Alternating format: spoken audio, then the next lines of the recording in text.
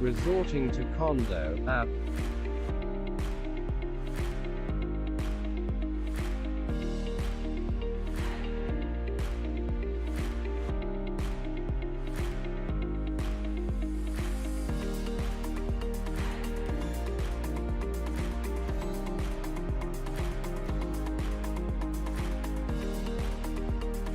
Housing market, tenants, rent, and evictions. The pandemic caused by privilege and capitalism, Part 9, op-ed. By Joseph Feuerstein. As of now, there are a total of 199 million confirmed cases of COVID-19 and its many variants worldwide. In the United States, there are over 35 million COVID-19 cases within US 613,000 deaths in the United States as of today. The chance of possible future variants is on the rise. Right now the Delta variant of COVID-19 is spreading rapidly, affecting everything to jobs, housing, and causing inflation. The working class is fighting this war and suffering the most casualties worldwide. To say that this will not affect the housing market is sheer ignorance, for the evictions will affect surrounding housing value and rental costs. In most major cities and outlining major counties throughout the United States, regardless of political affiliation, 1/3 owns houses, 2/3 rent, pointing to a silent sign of further gentrification and classism. Let's talk about houses, the cost of living generationally, and its possible trends moving forward over the next 30 to 40 years. First, let's start with the generation that fought in WW2, known as the Silent Generation, 20.87 million, Boomers, 69.56 million, Gen Y, 65.17 million, Millennials, 72.1 million. And Zoomers, 67.17 million, followed those being born today 2010 to 2024, 2.8 million born each week. We can thank Justice Brett M. Kavanaugh for the swing vote of ending the moratorium on no evictions of 10/10. He was appointed by the Trump administration. Full-time workers who earn the state or federal minimum wage cannot afford to rent a 2-bedroom home anywhere in the country. The average minimum wage worker, earning $7.25 an hour, would have to work 97 hours to afford a 2-bedroom apartment and 79 hours to afford a 1-bedroom. According to a new study from the National Low-Income Housing Coalition. Someone working full-time would need to earn $20.40 an hour in order to be able to afford a modest 1-bedroom apartment in their area. You'd need to earn $24.90 an hour to afford a 2-bedroom, says Dan Freed, the study's lead research analyst. As of now, there are a total of 139,684,244 housing units. July 1, 2019, owner-occupied housing unit rate between 2015 to 2019 64.0%, 36% unoccupied. Median value of owner-occupied housing unit is $217,500 between 2015 to 2019. Making it more than likely Gen XZ will have a harder time finding a home that meets the current median source of income of $64,324 per year. One person living off $15 40 hours week make $31,200. resorting to condo-apt living almost as if by design by corporate America to create a mirror to that of Whittier, Alaska, city under one roof, where its workforce lived where they worked, prayed where they worked, etc. because it was all that they could afford, almost by design, like Foxconn. This kind of city will be more prominent in the future. That being all said, there are not enough housing available, even though 36% remain unoccupied and could be used to serve underprivileged families without homes, vets, elderly, etc. But you know, banks, unconsciousness, capitalism, etc. This will all lead to the costs will go up before the market collapses from dying generations who overpriced their houses, creating artificial inflation. Banking on it will cover retirement.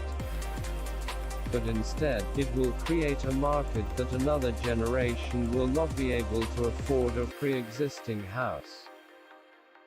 For it will be cheaper to build one, resulting in the creation of more houses, causing a surplus of what is needed to house the population and collapse of the market, aka bubble again.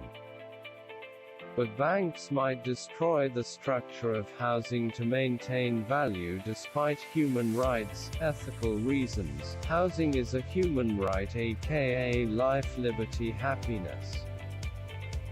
Evictions from the COVID moratorium will be devastating to the economy, and I believe will have long-term effects on the housing markets, with possible inflation on rent that does not match the value to make up for the years of COVID shutdowns.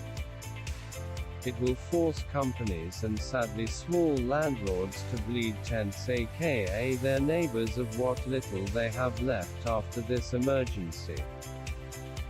Landlords and corporate housing entities will attempt to get back rent from renters who were non-essential workers, and a large chunk of these property companies will go bankrupt in legal proceedings and not being able to meet their own payments.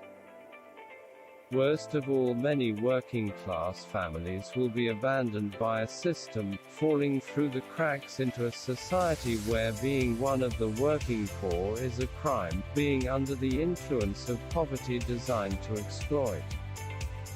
The effects of these evictions will affect current housing costs and job markets, possibly devaluing the whole market. In June, the Supreme Court said the moratorium could continue 1 month, but new Justice Brett M. Kavanaugh, appointed by the Trump administration, was the swing vote. He said the ban had to end at that point unless Congress acted to prolong the moratorium. This will have a lasting impact on the housing market, and the working poor unless state governments, Congress acts. So far at least 4 states, Massachusetts, Nevada, New York and Oregon, are temporarily banning evictions of those with a pending rental assistance application. If you haven't applied for the aid yet and are worried about eviction, you should do so as soon as possible, experts say. The National Low-Income Housing Coalition has a state-by-state list of the 484 programs giving out the aid. The Consumer Financial Protection Bureau also has a new tool to help you apply for rental relief. If you're approved, you could get up to 18 months of your rent covered. Money, none of which is based on principle or morality, constituents, or constitutional, or law and justice, let alone freedom or liberty. But one tied to a monopoly of sums of money, influence on the industries of laws, of traditions and ability to manipulate the weight of perception and needs of the system, of which amounts of money is justice and freedom. But one must ask themselves if and when the value of things outweighs the value of people, whether we have lost the values and principles of everything. Furthermore, on law and education of law. one must consider the lack of education or absentee of knowledge of the laws, rules,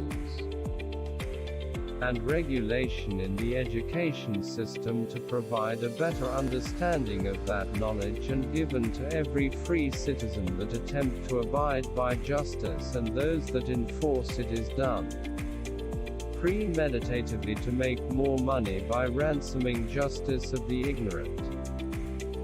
And if that is the case, does it only give further proof that this system designed purposely out of control where laws do no make more freedoms, liberties, or justice but more regulated control? Tyranny, and ignorance creating two classes, those that know and those that don't, those that have, and those that have not, the rich, and the working poor. All leading to what I will call the Great Decay. I say extremes will be the case for the 21st century for politics. Why extremes in the Democratic Party? Well, maybe it is to make up for the lack of action on all the social movements of the past 20 to 60 plus years. From the anti-war movements, civil rights, and women's rights, to recently Occupy Wall Street, to Black Lives Matter, Antifa, #MeToo. They are the disenfranchised screaming about the issues, and what has truly been done. The status quo has not worked, those are disenfranchised and forgotten. Let's have a maybe moment. Maybe it's because two of the longest wars in American history, the Iraq War, and the war in Afghanistan, were voted by centralists who forgot the errors of Vietnam or were enticed by the military-industrial complex and foregoed evidence, facts, and diplomacy. Maybe it was the fact that some centralists worked with segregationists during the 60s to 70s to find solutions, instead of protesting and standing with people of color. Maybe it was because centralists voted for a bailout for corporations during the recession instead of helping those facing bankruptcy and foreclosure. Maybe it's because Democratic centralists did not do more for abortion rights, aka equal body autonomy, settled with a Hyde Amendment, and now there is a 5-4 Supreme Court conservative majority that could overturn. Maybe it was the 90s crime bill that put a generation of non-white people behind bars for petty drug crimes voted by centralists, along with stop and frisk programs enacted by centrists. Maybe it was the fact that 20 years ago the majority of centralists were against equal marriage or LGBTQ+ rights. Maybe it's the fact that the whole generation is burdened with college debt, which costs compared to the cost of what it was 40 years ago has increased to almost debt slavery for XZ generation. Maybe it's house rent is out of control, now major looming evictions, and people want rent control to better regulate the market from scumlords. It could be a few of these things, or all these things. Either way, the status quo has not worked for those that are disenfranchised and forgotten. Some say it's a time of generational change and ideals within both parties, that it is a passing of the torch generationally, bold ideas, equal to its rival ideologues. Others say it's return to the roots, to something similar to FDR progressives and the Teddy Roosevelt Party of Conservatives. People are upset with centralists, but perhaps that is a good thing. A scream from both sides of a narrative of a broken system is being force-fed reality through teleprompter journalism. We have a subtle system designed to divide and conquer. A system designed to manipulate and extort time and money, to the point of exhaustion by creating an environment of the overworked individuals through isolationism, at work, school, home, breaking the collective down to the family to better control.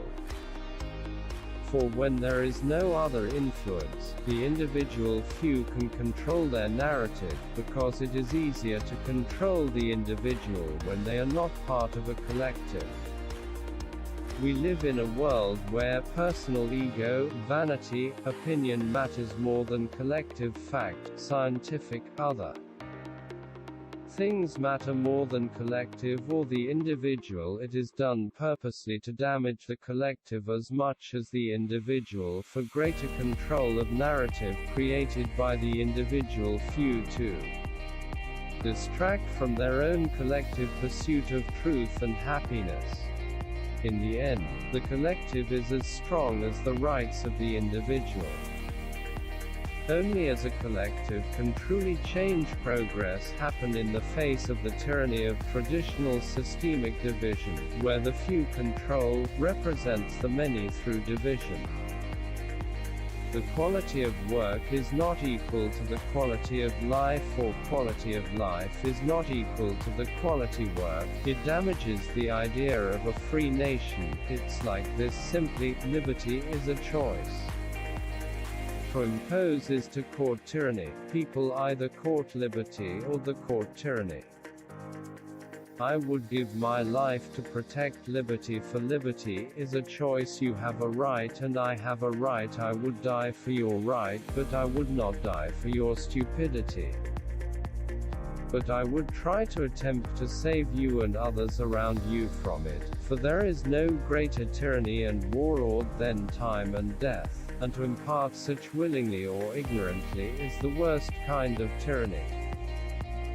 For those that think wearing or enforcing or impose someone to wear a mask is tyranny, consider this for a moment. To impose such a virus, just because you didn't feel like wearing a mask or because you didn't believe in one, costs the lives of others for lack of taking the necessary steps or precautions is tyranny, period. Tyranny of apathy and stupidity, tyranny without value or compassion of life. Speaking of typical Jim Jones fashion, get back to work.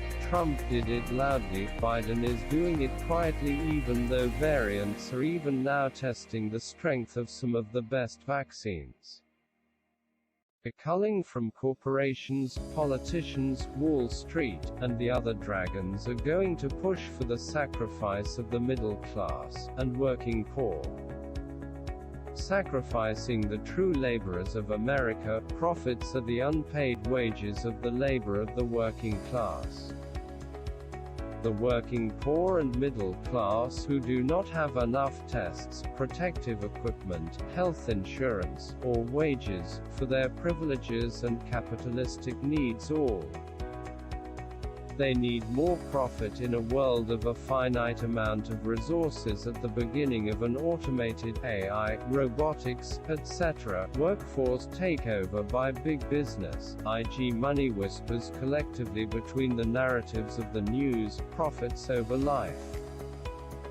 Profit over people, apathy over empathy. Program the populace by desensitizing to those that are physically and economically marginalized, until they're numb to the martyred dead, and compliant to work again. But don't forget, you are replaceable, you are a thing.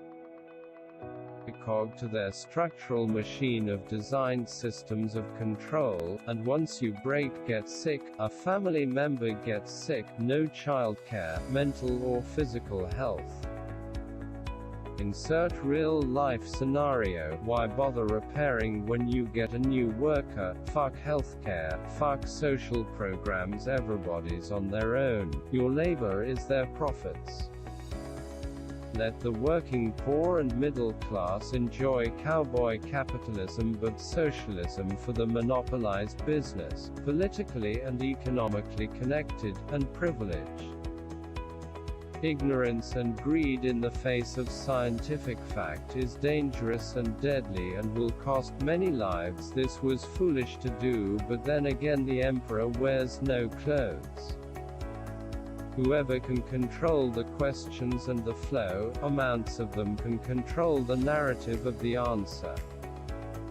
The infrastructure bill would be better served the country if it included Medicare for all American healthcare systems, for it would insulate and be an improvement over the current system for future health crises and pandemics. Expansion and creation of new social programs like higher education and Medicare need further expansion, for it will provide a better safeguard for those weaker economic counties, states, and countries. In regards to restructuring its economy would speed up the cost and length of self-repair to its economic system.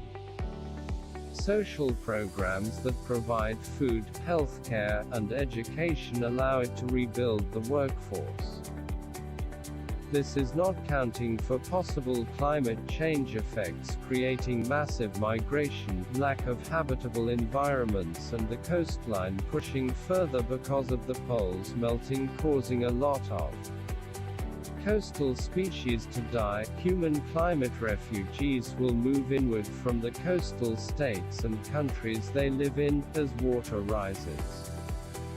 The rising tide will throw the coastal economies and natural environments into chaos. Then you also have diseases, melting permafrost, now 28 new viruses, viruses found in Tibet, and now in dung from ancient animals that was frozen being studied in Russia, along with diseases, ticks, parasites, and mosquitoes breeding more because of hotter climates, In a finite resource-based society facing viruses, climate change, and economic uncertainty have a major impact should those companies, individuals, government that leave impacts from lack of oversight and safety standards, workers, human rights. Should they then pay, work off a continuous cost, face punishment for their length, damaging negligence depending on the action politician, CEO, governing body. Furthermore, should a person or a few people, business, religion, or government own, control, profits, people, rights of the many?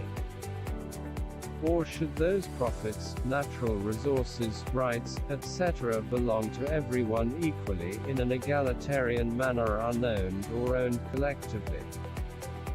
Greater men then have pondered and continue to ponder such. Act like you deserve to be here. One universal truth is we all love, so be it through your actions and words. Furthermore, why not invest in the children of tomorrow by expanding and creating more social programs will only grow with the growth of current technology and its impact on the workforce. Income inequality platform and those that stand behind it will also grow with it. Automation plus capitalism will only lead to a darker employment future.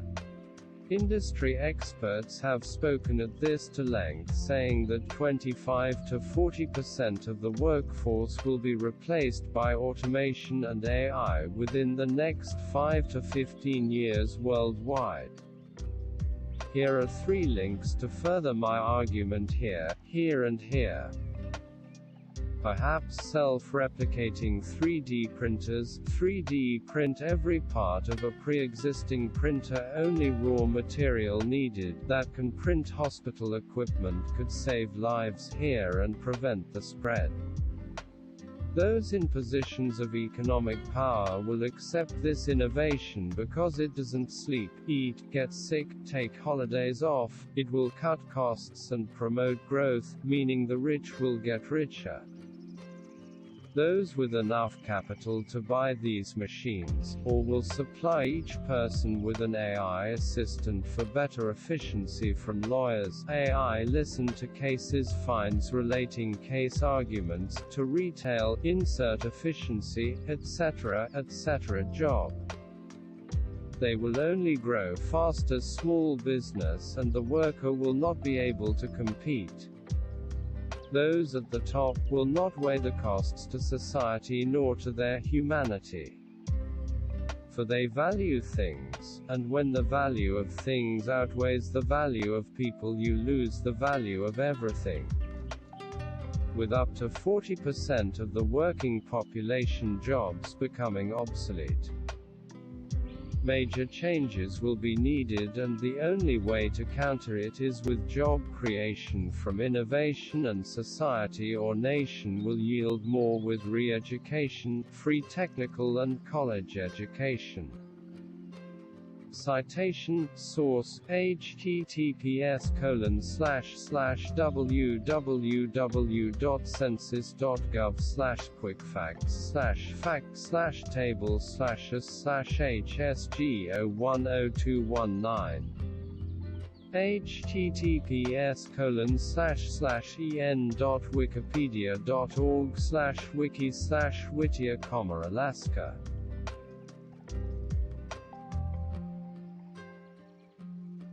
https://en.wikipedia.org/wiki/Foxconn https://reports.nlihc.org/or. Thank you for listening to this article. End of Part 9. Citation, source, https://